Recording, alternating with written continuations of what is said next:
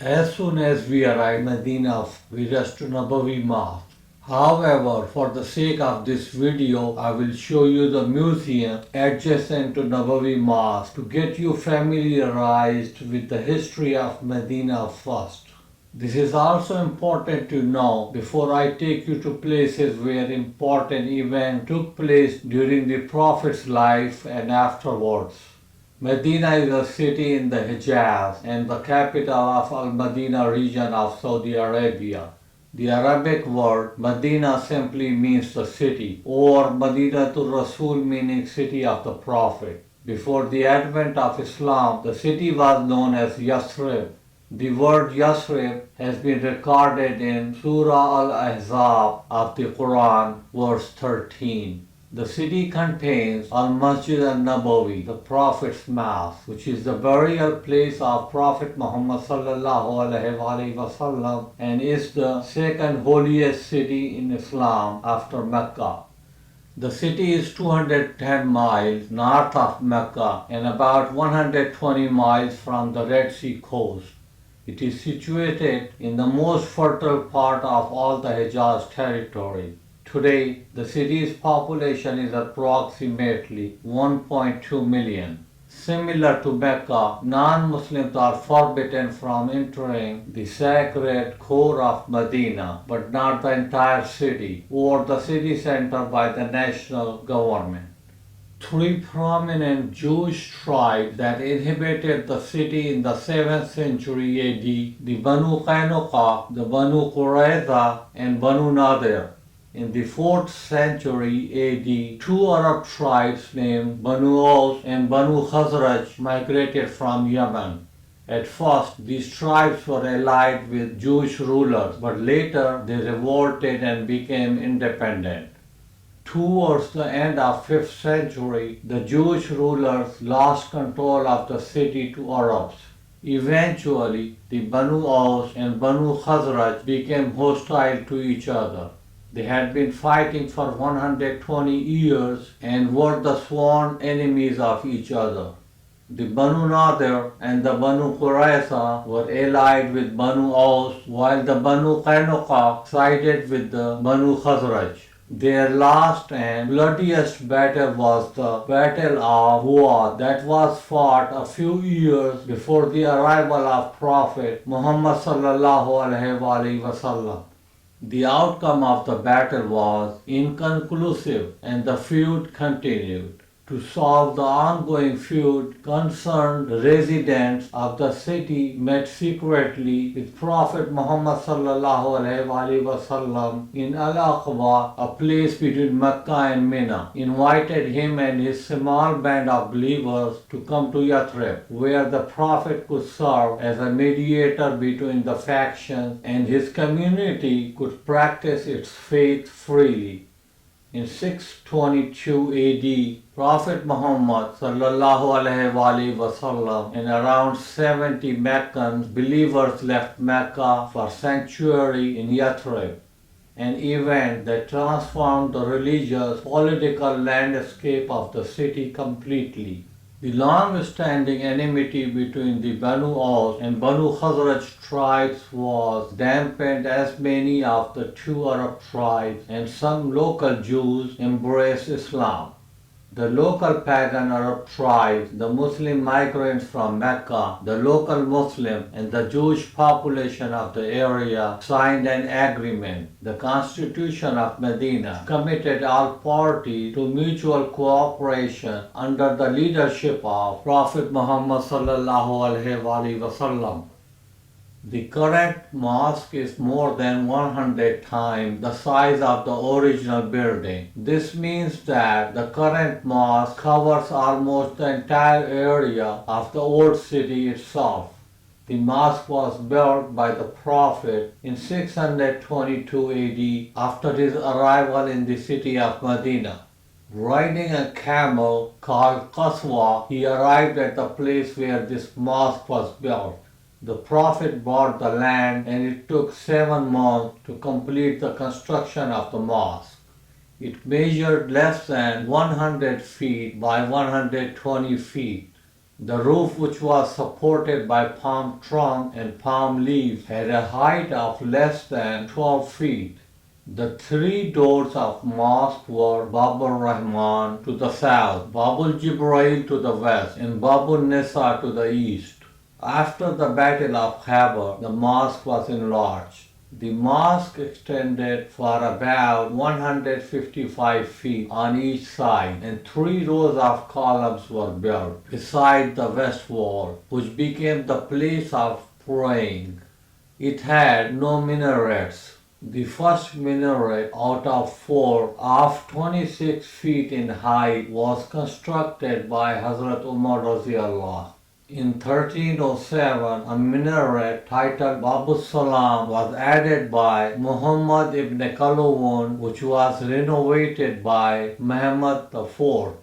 After the renovation project of 1994, there were 10 minarets, which were 341 feet high. The minaret's upper, bottom, and middle portion are cylindrical, octagonal, and square shaped respectively. 50 years after the Prophet's death, 4 minarets were added, one on each corner of the mosque. Masjid Nabawi was the 3rd mosque built in the history of Islam. It has a beautiful green dome. For more than 650 years after the Prophet passed away, there was no dome over his grave. The first one was built in 1279 by a Mamluk Sultan and was made of wood.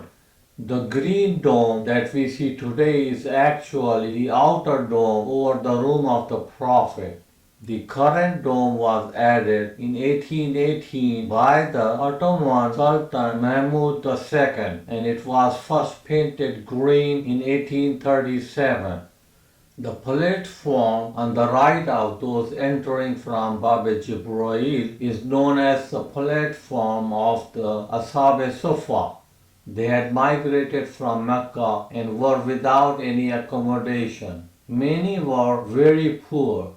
Some of the Ashab Sufa were Hazrat Abu Huraira Raziallah, Hazrat Abu Zar Ghaffari, Hazrat Salman Farsi, Hazrat Abdullah bin Masud, and Hazrat Bilal Habashi. This place holds the tomb of Prophet Muhammad sallallahu alaihi wasallam and 2 of his companions, the first 2 caliphs, Hazrat Abu Bakr Raziallah and Hazrat Umar ibn Khattab Raziallah. A 4th grave is reserved for Jesus, and it is believed that he will return and will be buried at this site. The Prophet's daughter, Bibi Fatima, died just 3 months after the death of the Prophet. She could not get buried next to her father. Even the Prophet's grandson, Imam Hassan ibn Abi Talib, was not permitted to get a burial next to his grandfather. This door on the eastern side of the Rawza Mubarak marks the place where the door of the house of Hazrat Ali ibn Abi Talib and his wife Bibi Fatima Zahra was located. This area along the present Qibla wall is where the house of Hazrat Jafar, Hazrat Abbas, Hazrat Nawfal bin Haris, and Hazrat Ammar bin Yasir Raziallah were located at the time of the Prophet. The pillars here are to save the history. Each pillar represents a significant place of importance. This pillar, Ustavane Hannana, is located behind the pulpit of the Prophet on its right hand side and is the most blessed of the pillar, for this was the Prophet's place of prayer. On this spot there once used to grow a date palm. The Prophet used to lean on it while delivering the sermon. When a pulpit was made, the Prophet began delivering his sermon from there. This is Ustavane Wufud. Wufud means delegations. Whenever a delegation arrived to meet the Prophet on behalf of their tribes, they would be met in this area. Here, the Prophet would converse with them and teach them about Islam. This is Ustavane Sarir. Sarir means sleeping place. It is reported that the Prophet used to seclude himself in the mosque and used to sleep here while in ittikaf. A platform of wood used to be put here for him to sleep on. This is Ustavane Tahajjud. Behind this bookcase, a carpet was spread for the Prophet, where the Prophet used to perform the Tahajjud prayer after the people had left. Inside the sacred room of the Prophet, Ustavane Jibrail is located. This was the usual place where the angel Gabriel used to enter to visit the Prophet. Today it can't be seen. Hars means to watch or protect. This is Ustavane Hars or Ustavane Ali. Here Ali used to sit and was responsible for the security of men inside. During the Prophet's reign, the hypocrites tried their best to uproot Islam, but their efforts were eliminated. After the Prophet's death, their efforts increased significantly. However, the Prophet's family and companions continued with all sorts of sacrifices to defend Islam. Even the Caliph Yazid ibn Muawiyah killed the Prophet's grandson Imam Hussain alayhi salam along with his family and companions mercilessly, and the women and children from Hussein's party were taken captive and were paraded barefooted and bareheaded in the bazaars of Kufa and Damascus. The strange part is that all of the Imam Hussain alayhi salam's family, men and companions were murdered in the plains of Karbala, but no one died. They are still alive in the heart of many Muslims. After Imam Hussain alayhi salam's brutal murder, Medina resident forced Yazid's governor Uthman ibn Muhammad and Marwan ibn Hakam to flee Medina.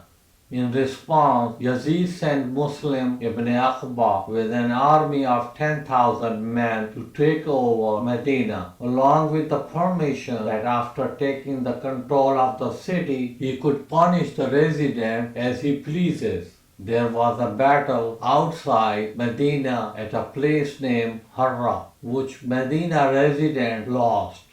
The small area that you see here that extends from Prophet Muhammad's tomb to his pulpit is known as Riyadul Jannah or the Garden of Paradise.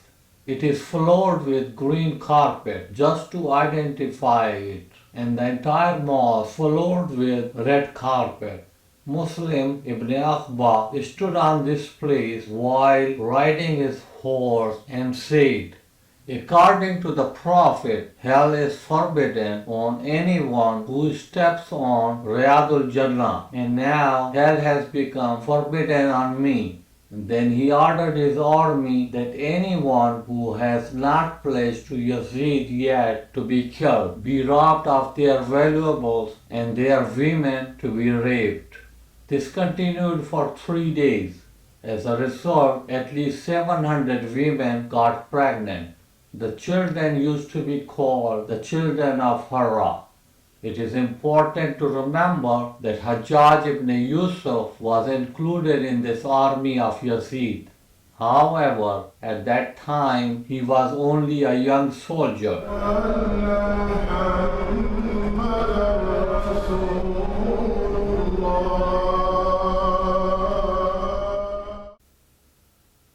right across the Baqi gate of Nabawi Mosque, a huge graveyard is located. It is known as Jannatul Baqi, which means a tree garden of paradise.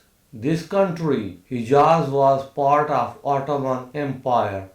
In 1790, first time, Al Saud successfully took control of Hijaz and plundered Islamic heritage. Ottoman Sultan Mahmud II sent Ibrahim Pasha in 1818 to attack Najd, who defeated Al Saud and rebuilt these tombs. British Empire could not take risk of attacking Hijaz directly, therefore took help of two tribes, Al Saud and Sharif Hussain. Al Saud were from Najd and were trying to get the power for 225 years. In 1880, Al Saud regained the power of Najd with the help of British. In 1918, British defeated Ottoman Empire and placed Al Saud in charge of Hijaz. Al Saud believed that any Muslim who did not believe their ideology was a non-believer. In the beginning, Al Saud considered Sunnis and Shias both as non-believers. This country's name was Hijaz well before Prophet Muhammad sallallahu alaihi wasallam. Al Saud renamed it Saudi Arabia and drew their attention towards destruction of shrines. They sent Sulaiman bin Bulhid to Medina and asked Islamic scholars to find a reasoning and subsequently issue a decree for the destruction of Jannatul Baqi. One of the reasoning was that shrines are taking too much space in the graveyard. This illegal occupation is preventing others from burying their dead. If so, then one who has been deprived of his rights should get justice.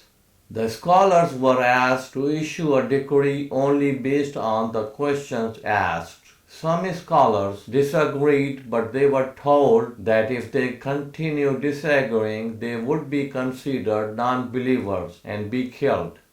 Eventually, the decree was issued.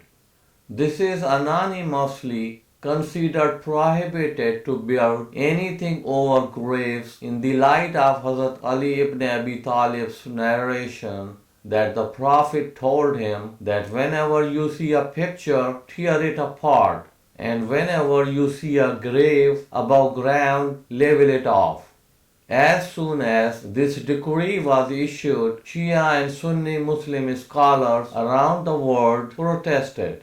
One of such scholars from the subcontinent was Maulana Muhammad Ali Jauhar. Sadly, rejecting all the protests, on April 21, 1925, all mausoleums were demolished by the order of Saudi King Ibn Saud.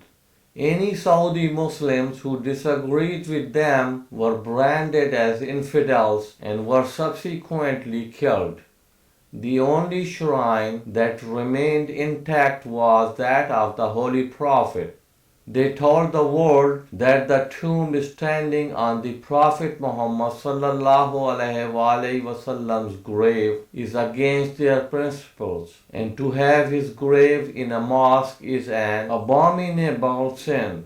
But the world condemnation kept them from leveling off the Holy Prophet's grave. First of all Muslim scholars did not rule the decree unanimously. It was just a few scholars under pressure who did it. Secondly, in the past, all along, it was a usual practice to build tombs, including at the time of Prophet Muhammad sallallahu alaihi wasallam and his companions. Thirdly, according to Sunni Muslim scholars, the narrators of Hazrat Ali's saying were never considered trustworthy, and their quote is considered doubtful. As a matter of fact, these people were considered to fabricate quotes. Even today, Sunni scholars give preference to have a grave 6 inches above ground. Nonetheless, places where pilgrims used to pray and recite Quran and the tombs would protect them from severe weather have been leveled off. Even if we suppose that this saying is correct and the Prophet told Hazrat Ali to do so, there are still unanswered questions. By the second Caliph, Hazrat Umar's time, Muslims were ruling a vast area including present-day Israel and Egypt. In this Muslim empire, there were many famous tombs of prophets and Prophet Muhammad's companions and family members and were never leveled off. Even fourth Caliph, Hazrat Ali himself, during his tenure, never ordered any of the tombs to be leveled off. It is a fact that Prophet Muhammad sallallahu alaihi wasallam and any of subsequent caliphs never leveled off any of the tombs, nor ordered, nor instructed anyone to do so. As a matter of fact, Muslim rulers protected these tombs for 1400 years. I think that Medina scholars who protected these tombs for 1400 years would never give this decree under their free will.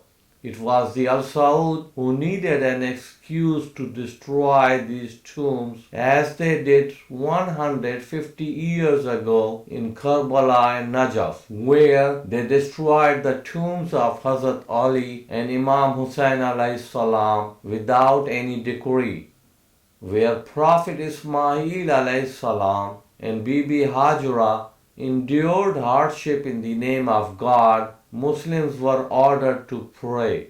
Then why shouldn't such tombs be respectful? They consider praying on tombs as adultery. No Muslim in the world worships prophets and awliyas nor regards their graves as their qibla. They only pray there because of the blessing of Allah bestowed upon His dear ones. Therefore, considering this act as adultery is nothing but an act of false accusation. At the same time, conveniently, Saudi government requires photos for Umrah visa, including for women. Even their banknotes have photos of King Abdullah.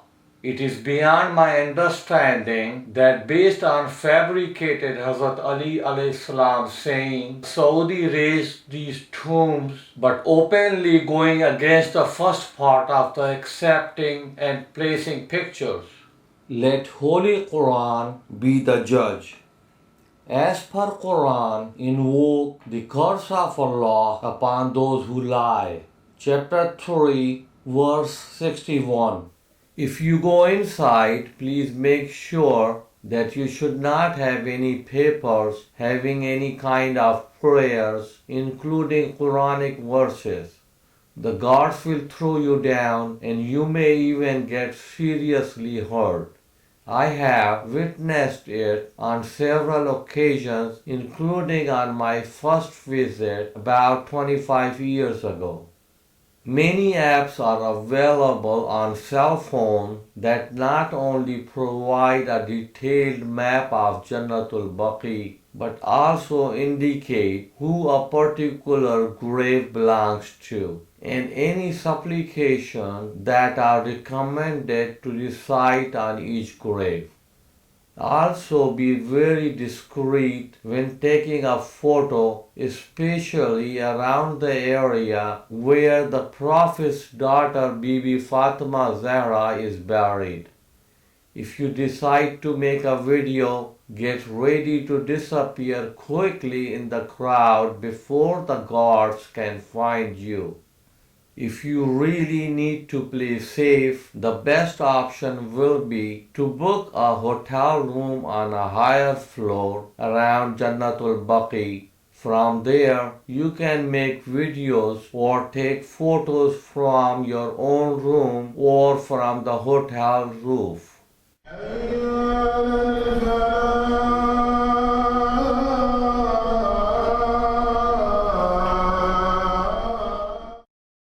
Saqifa, also known as Saqifa Bani Saida, used to be a roof building owned by a Jewish tribe called Banu Saida, a faction of Banu Khazraj tribe of the city of Medina. Nowadays, a park has been established here. This house was used for an event or a gathering which was a crucial turning point in the history of Islam. When Prophet Muhammad sallallahu alaihi wasallam passed away on June 8, 632, the Medina Muslim or Ansar gathered in the Saqifa to discuss the future and leadership of the Muslims. There were two Ansar tribes, the Khazraj and the Aus. Both were present. However, the Muhajirin or Muslim immigrants from Mecca had not been notified of the gathering. Hazrat Umar came to the door of Prophet's house but did not enter. He sent a word to Hazrat Abu Bakr, "Come immediately, I have urgent business with you." Hazrat Abu Bakr sent message to him that he had no time. Hazrat Umar sent another message, "We have come across a critical issue. Your presence is required." Hazrat Abu Bakr came out and was informed secretly about the gathering of the Ansars in the Saqifa by Hazrat Umar. Hazrat Umar said that they should go there at once, and both of them moved. After a tumultuous debate, the details of which are highly contested, those who gathered there gave their allegiance or bay'ah to Hazrat Abu Bakr as the new leader of the Islamic community. Unfortunately, these men were debating over the Prophet's successor while the Prophet's body was being laid to rest. It was a sad part of history that these companions failed to attend the Prophet's funeral and instead chose to participate in the selection of their immediate successor. The next day, the Muslim community of Medina gathered for prayers, and Hazrat Umar spoke, praising Hazrat Abu Bakr and urging the community to swear allegiance to him. As a result, the bulk of community did so.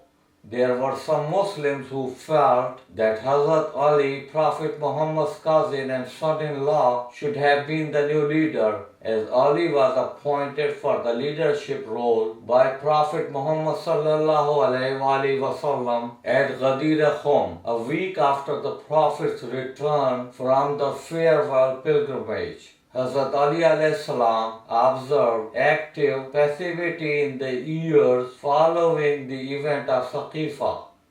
Hazrat Ali chose not to voice his opposition to the decision of appointing Hazrat Abu Bakr, as this would cause much infighting among the early Muslims.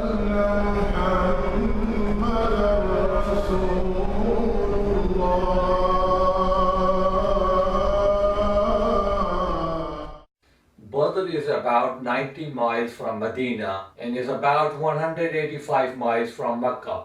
The place is of significant historical importance because on Tuesday, 13th March 624, just 2 years after Prophet Muhammad sallallahu alaihi wasallam's immigration from Mecca, the first of the greatest battles of Islam was fought here.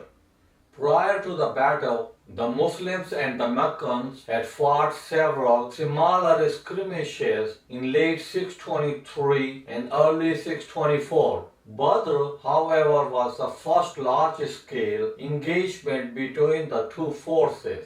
From the start of the month of Ramadan, a large trading caravan of Quraysh was returning to Mecca from Syria under the leadership of Abu Sufyan, accompanied by 50 armed guards, and was constituted a serious threat to the security of Medina. Prophet Muhammad sallallahu alaihi wasallam left Medina and decided to meet the caravan in Badr with 313 men. The Prophet's forces included Hazrat Abu Bakr, Hazrat Umar, Hazrat Ali, Hazrat Hamza, Hazrat Zubair, Hazrat Ammar Yasir, and Hazrat Abu Zar Ghaffari. Hazrat Usman stayed behind to take care for his sick wife. Hazrat Salman Farsi also could not join the battle as he was still a slave.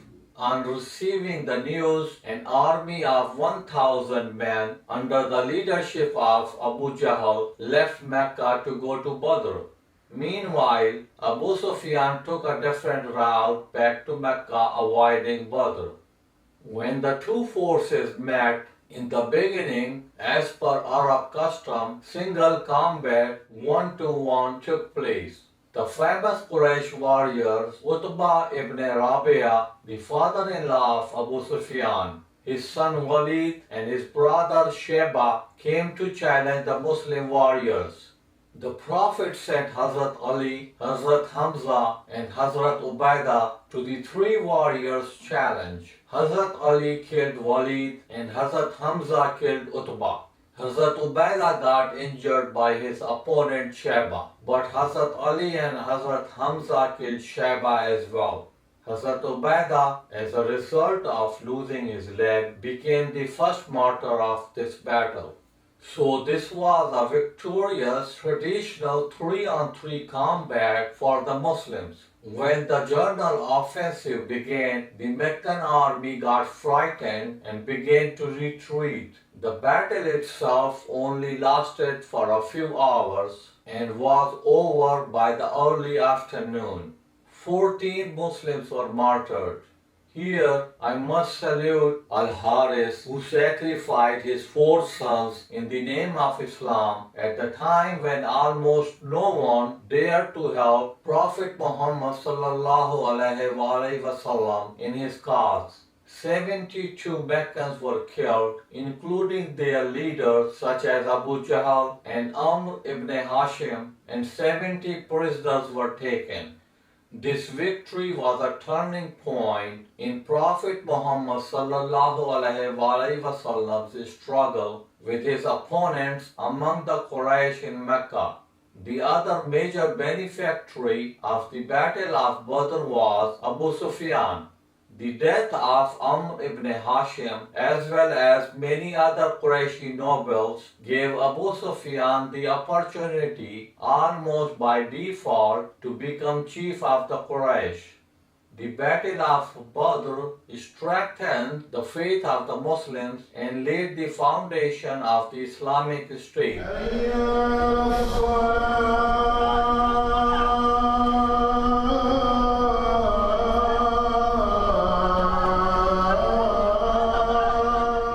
Marching out from Mecca towards Medina on March 11, 625 AD, the Meccans, led by Abu Sufyan with an army of 3,000 men, desired to avenge their losses at Badr and struck back at Muslims.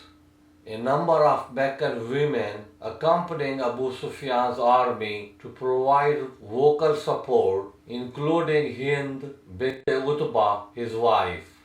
The battle was fought on Saturday, March 23, 625 AD, at the valley located in front of Mount Uhud. A group of approximately 1,000 Muslim men set out on late Friday from Medina and managed to circle around the Meccan forces.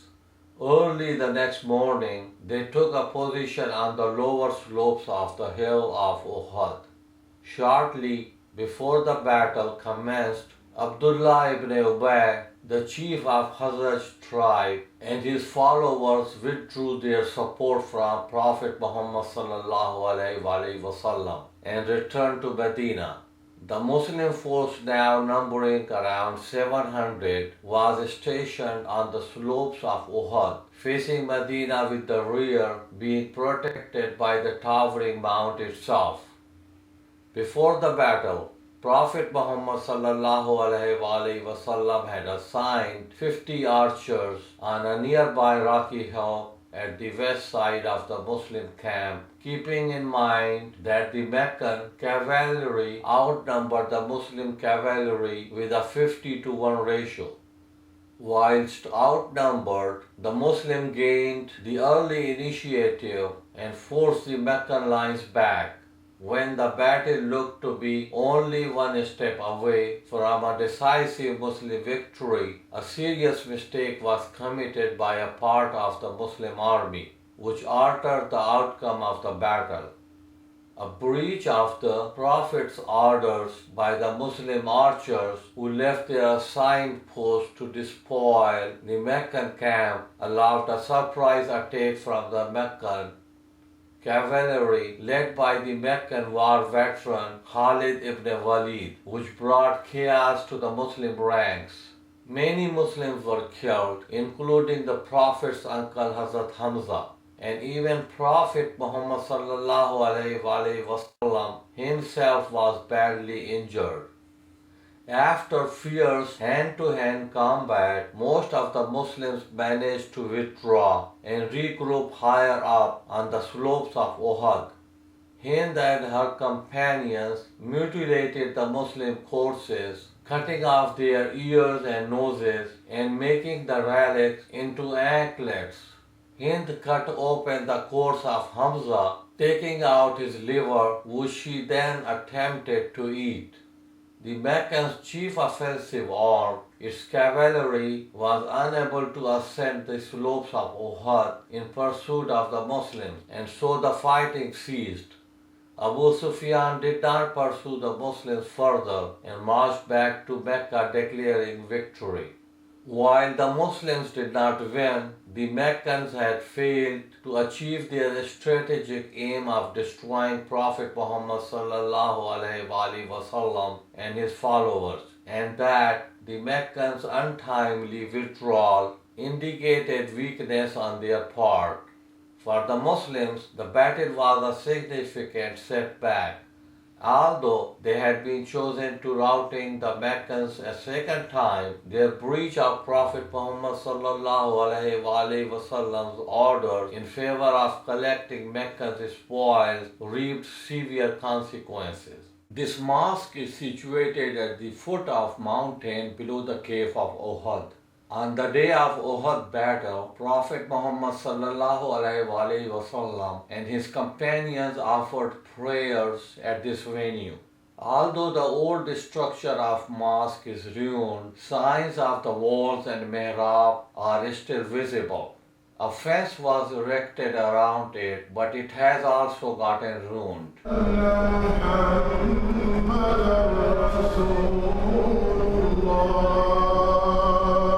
Khaybar is the name of an oasis some 100 miles to the north of Medina. In 7th century, Khaybar was on the route to Syria and was an important settlement of Jews. Literally, Khaybar means a fort, and the place was so named because it consisted of a series of forts. There were 6 or 7 forts, and each one was occupied by a different section of the Jews.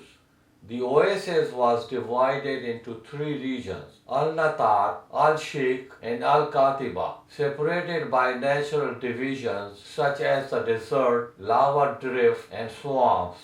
Each of these regions consisted fortresses including homes, storehouses, and stables. Each fortress was occupied by a separate family and surrounded by cultivated fields and palm groves. In order to improve their defensive capabilities, the fortresses were raised upon hills of basalt rocks. This is where the Arab Jews of Khaybar used to have their cemetery. There are no signs or stones indicating any particular grave, but it's known to be a graveyard since then. After Jews were sent into exile in 625 AD from Medina by Muslim forces, most of the Jews of Banu Qunayqa and Banu Nadir had settled in Khaybar. In 627 AD, Banu Nadir joined the Meccans and Bedouins besieging Medina during the Battle of the Trench. In addition, Banu Nadir paid Arabian tribes to go to war against the Muslims. In the Battle of the Trench, the Jews of Khaybar had helped the Quraysh. When, after the Battle of the Trench, the Jews of Banu Qurayza were executed, the Jews of Khabar promised revenge and they planned an invasion of Medina on a large scale. They were seeking an alliance with Quraysh. In the meantime, by the Treaty of Hudaybiyah, the Quraysh had made a truce with the Muslims and were no longer free to join the Jews in an attack on Medina. Taking full advantage of this favorable situation, immediately on return from Mecca, after signing the Hudaybiyah Pact, Prophet Muhammad ﷺ led a Muslim force to Khabar. As war was imminent, the Jews of Khabar entered into an alliance with the Jews of Fadak Oasis. Prophet Muhammad ﷺ's army did not seem to pose enough of a threat for the Khabar to sufficiently prepare themselves for the upcoming battle. The Muslims set out for Khabar in May 628 AD as their strength varied from 1,400 to 1,800 men. Some Muslim women, including Bibi Salma, a wife of the Prophet, also joined the army in order to take care of the wounded. Compared to the Khabarian fighting strength of 10,000 men, the Muslim contingent was small, but this gave Muslims an advantage. It allowed them to swiftly and quietly march to Khabar in only 3 days, catching the city by surprise. The Jews, after a rather bloody skirmish in front of one of the fortresses, avoided combat in the open country. Most of the fighting consisted of shooting arrows at a great distance. On at least one occasion, the Muslims were able to storm the fortresses. The besieged Jews managed to organize under the cover of darkness to transfer people and treasure from one fortress to another as it was needed to make their resistance more effective. Neither the Jews nor the Muslims were prepared for an extended siege, and both suffered from a lack of provisions. After the fort at An-Natat and those at Ash-Shiq were captured, there remained the last and the heavily guarded fortress called Al-Qamus, the siege of which lasted between 13 and 19 days. Several attempts by Muslims to capture this citadel failed. One night, Prophet Muhammad ﷺ proclaimed, "By God, tomorrow I shall give the banner to a man who loves God and His Messenger, whom God and His Messenger love. Allah will bestow victory upon him." That morning, everybody was wondering who should have the honor to carry the banner. But Prophet Muhammad ﷺ called out for Hazrat Ali ibn Abi Talib. All this time, Hazrat Ali ﷺ was ill and could not participate in the previous attempts. Hazrat Ali came to the Prophet, who cured him of his inflamed eyes by applying his saliva in them. Hazrat Ali set out to meet the enemy bearing the banner of Prophet Muhammad ﷺ. Meanwhile, Jews had a control over water sources and springs and prevented Muslims to have an access to them. At that time of need, Hazrat Ali dug the land with his sword, which eventually came out with a spring. Nowadays, this spring is still running water. When Hazrat Ali ﷺ reached the citadel of Qamus, he was met at the gate by Marhab, a Jewish chief who was well experienced in battle. The two soldiers struck at each other, and after the second blow, Hazrat Ali cleaved through Marhab's helmet, splitting his skull and landing his sword in his opponent's teeth. After his victory in single combat, the battle commenced, allowing Hazrat Ali to move closer to taking the citadel. The death of Jews' best warriors unnerved the Jews, and they ran back to shut themselves in the fort. During the battle, Hazrat Ali lost his shield. In need of a substitute, he picked up the gate and used it to defend himself. When the time came to breach the fortress, he threw the door down as a bridge to allow his army to pass into the citadel.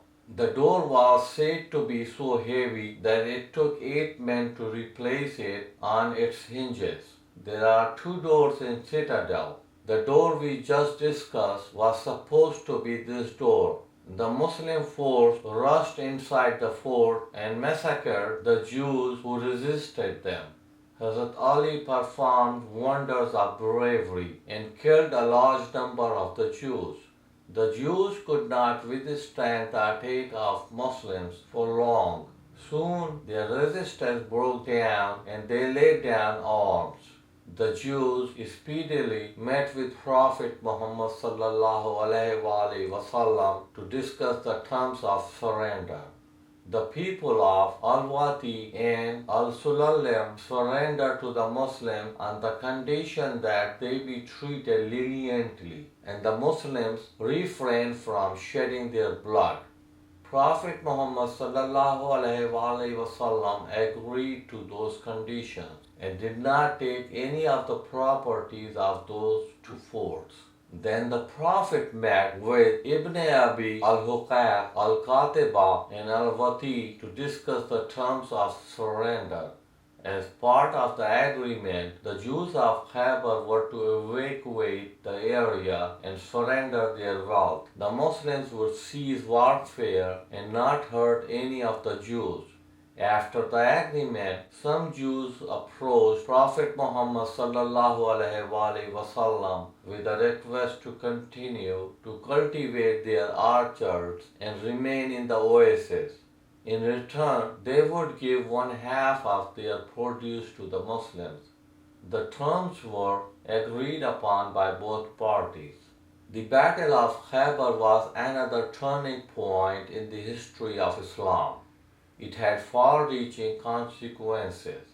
The Muslim rule was no longer confined to Medina and its immediate environment. It came to be extended to another parts of Arabia, and the Jews who had been so hostile to Muslims had become the subjects of Islamic State. The Hudaybiyah Pact was apparently unfavorable to the Muslims, paved the way to the conquest of Khaybar, and the conquest of Khaybar paved the way to the conquest of Mecca. It also turned out to be the beginning of a long-lasting prosperity on the Muslim community. After hearing about this battle, the people of Fadak, allied with Khaybar during the battle, surrendered without a fight. A treaty similar to that of Khaybar was drawn with Fadak as well. Since Fadak was taken without a fight, the archers of Fadak came under the Holy Prophet's ownership. From its income, Prophet Muhammad sallallahu alaihi wasallam used to defray the expenses of his dependents for the whole year. As per Holy Quran, chapter Al-Hashr, verse 7, Angel Gabriel came to the Prophet and commanded him to give the appropriate rights to the Dhul Qurba, meaning near kin. When asked by the Prophet who the Dhul Qurba referred to, Gabriel replied, Fatima, and that by rights was meant Fadak. Prophet Muhammad sallallahu alaihi wasallam called Bibi Fatima Zahra salwatullahi alaiha and presented Fadak to her.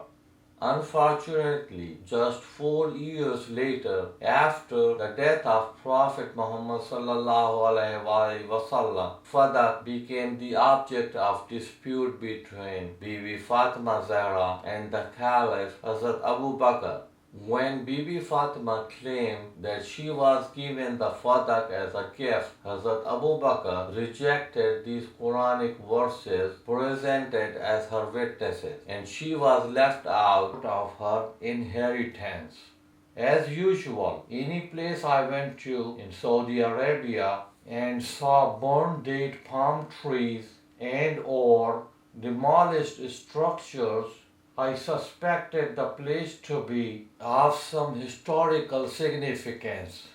This place was no different either, as you can see the burned date palm trees for miles. Khyber fortress could not be leveled off because of the place being a Jewish heritage and a possible aggravation of the United States government.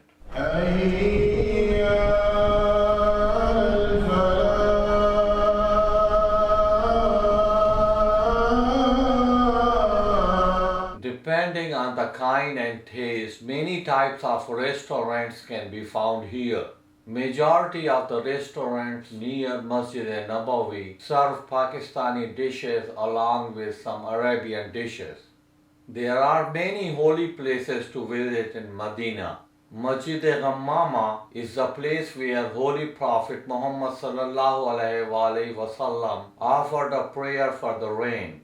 Ghammama in Arabic means cloud. The mosque is at a walking distance from Masjid Nabawi.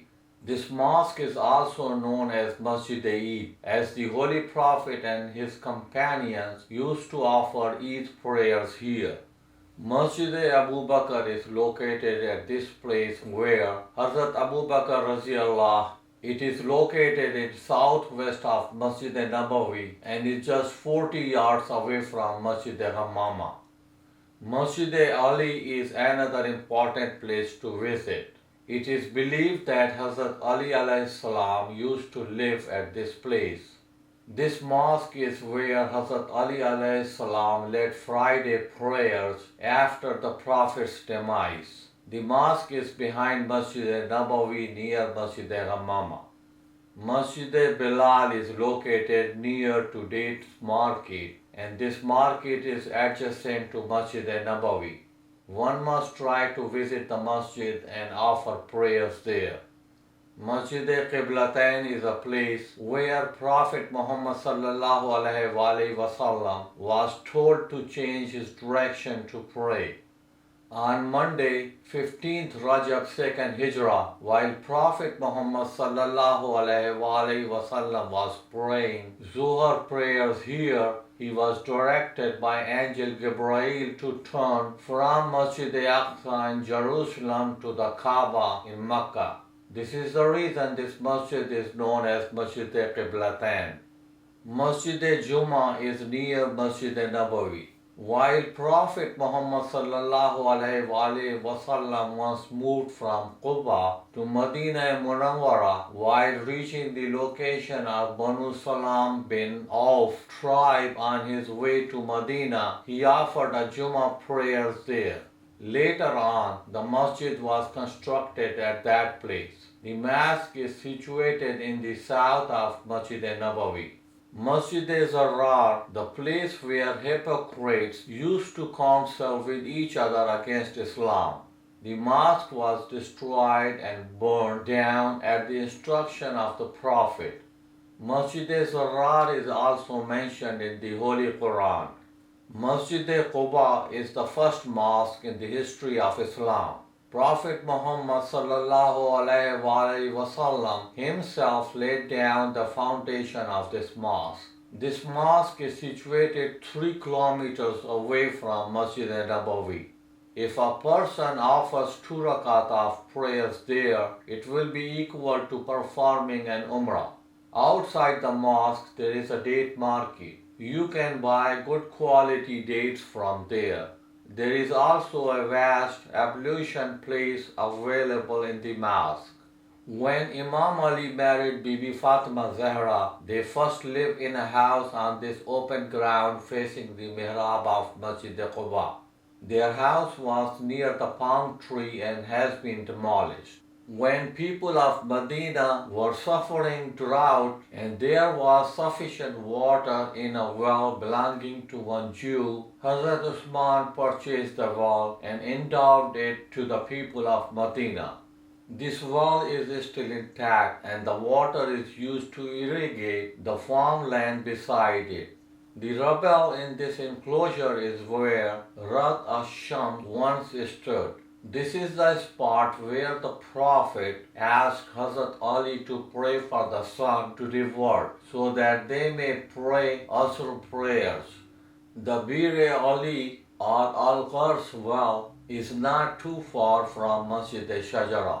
When returning from an expedition, the army of Hazrat Ali ran out of water. He dug this well from which water continues to flow even today. The well is now closed. It is not too far from Salman-e-Farsi garden. Located approximately 1 kilometer north of Masjid-e-Quba, the Al-Ghars well was a place from which the Prophet made a request that he be bathed with this water after his demise. As per his wish, Hazrat Ali drew water from this well to wash the Prophet's body before burying him.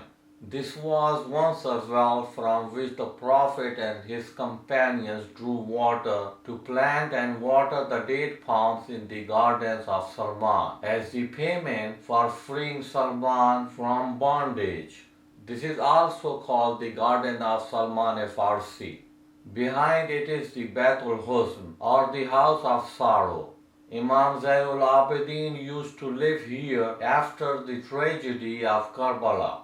When the Muslims returned from Uhud to Medina, some of them were severely injured. The Prophet took the clay from this ditch and applied it on their wounds as shifa, hence the concept of khake shifa. Mubayla took place between the Ahlul Bayt and the Christian of Najran. Nowadays, Al-Jaba Mosque is located here. Mubayla took place when 14 Christian scholars came to discuss the truth of Islam with the Holy Prophet. Arguments were put forward by both sides. Several days went by and the Christians did not listen to reason.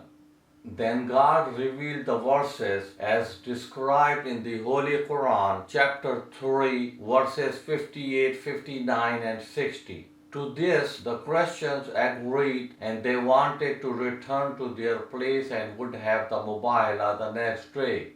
Early next morning, Holy Prophet came with Imam Hussain in his lap, Imam Hassan holding his finger, and walking beside him Bibi Fatima Zahra, and followed by Imam Ali Murtaza. Looking at these holy personalities, the chief monk addressed his people by saying, "By God, I see the faces which, if they pray to God for mountains to move from their places, the mountains will immediately move. O believer in the Jesus of Nazareth, if you enter in some arguments with Muhammad and whom Muhammad has brought with him, you will be wiped out of existence from the earth." They gave up the idea of Mubayla and requested for themselves to be allowed to continue their faith, offering to pay taxes. The Holy Quran exhibition is a must to go to. The government has put on display rare manuscripts of Holy Quran. The 1,500 square meter exhibition area is carefully designed to tell the history and importance of the Holy Quran, supported with a documentary on the Holy Book. The exhibition is embedded with audio and visual aids that depict salient features of the Holy Quran, its history, interpretation, reading, and its influence on man, family, society, and country. In addition, a piece from the cover of Holy Kaaba, over 140 years old, is also one of the exhibits at the show. Wadi-e-Jinn is located some 30 kilometers northwest of Medina. Many people believe that some supernatural forces are responsible to pull vehicles upwards. Some believe that mountains in the surrounding area have magnetic qualities which attract cars. This is simply an optical illusion and nothing else. There are about 80 such places worldwide. I have discussed this phenomenon in my Oman video. This is well of Tafla, located between Mecca and Medina. In Arabic, Tafla means spit. When Prophet Muhammad was returning from Mecca after the Treaty of Hudaybiyah, he reached here and the well was dry. He spit into it and the water streamed. It is 55 kilometers north of Mecca and 345 kilometers south of Medina. There's neither a signboard nor a paved road to guide one to this site. On the way back to Jeddah, we decided to perform Umrah again. As required, we had to stop at one of the miqats. We stopped at Zul Hulaifa. After taking a ritual bath and changing to Ihram, we were on our way to the holy city of Mecca again. I was wearing Ihram and thinking about what happened to Medina. This city contains lots of history. Here, family and companions of Holy Prophet Muhammad spent lots of time. I was here 20 years ago, and the city had lots of mosques and historical places. Now, almost all of those places are gone. Major historical places have not even been completely eliminated. One cannot even imagine where those important places once existed. I was sad, very sad. While driving, we saw several cars stopped on the roadside. Our driver put our car on the side as well. There were many Arabian baboons jumping around and were being fed on bananas and other fruits. It is strange to see baboons at a place where trees are scarce. Our driver told us that they live in the hills at about 20 kilometers in the west. I guess this is how they survive in this barren land. We also fed the playful baboons and were on our way. If you encounter the same, let me give you an important advice. Most likely, you'll be wearing ihram, so do not get out of your vehicle. The baboons will pull your towel in search of bananas, and you'll be standing in the middle of people wearing only your underwear. Allah, Allah.